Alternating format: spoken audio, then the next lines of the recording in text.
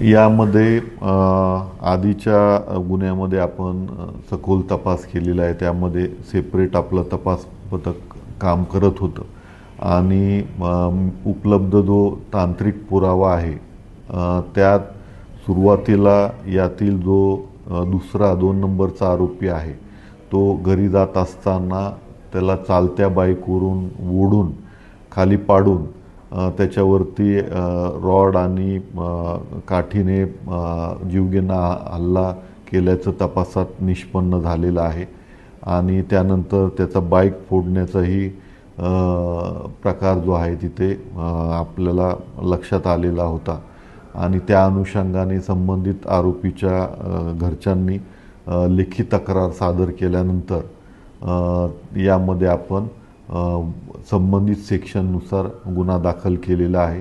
यातही तक्रारीची पूर्ण शहानिशा केल्यानंतरच आपण गुन्हा दाखल केलेला आहे. यामध्ये जे जे आरोपी आहेत त्यांचा नक्की जो रोल आहे तो निष्पन्न करून पुढील तपास जो आहे तो हिल पोलीस स्टेशन अंतर्गत विशेष तपास पथक जे आहे ते करत आहे आणि यामध्ये जो काही उपलब्ध पुरावा आहे त्या अनुषंगाने पुढील कारवाई सुरू आहे. यामध्ये जो मुख्य फिर्यादी आहे तो पण यामध्ये आरोपी आहे आणि इतर जे लोकांनी त्याला मारलेलं आहे त्यांना ते पण त्यामध्ये त्यांनाही आरोपी करण्यात आले.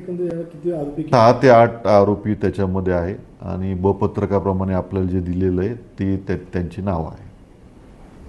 यामध्ये जो मुख्य आरोपी होता त्याच्याकडून आपण अग्निशस्त्र जे आहे ते जप्त केलेलं आहे आणि इतर जे आरोपी आहेत त्यातला निकम आणि पाटील यांचं यामध्ये सहभाग निष्पन्न होता वेपन देण्यामध्ये.